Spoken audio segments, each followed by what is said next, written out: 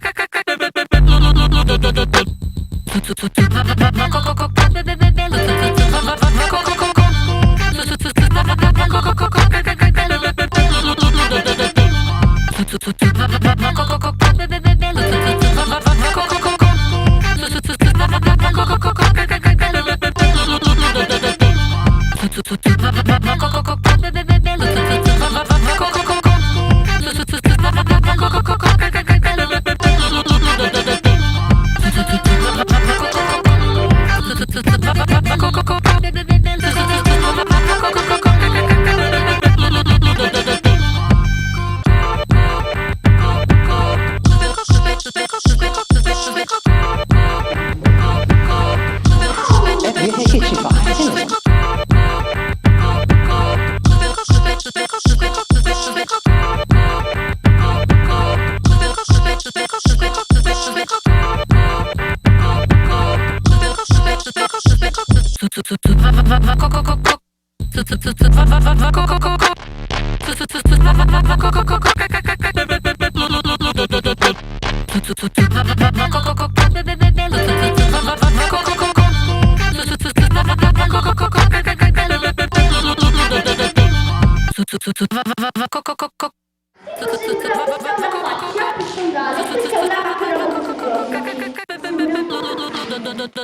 E questa sembra la lancia, cioè la lama di una...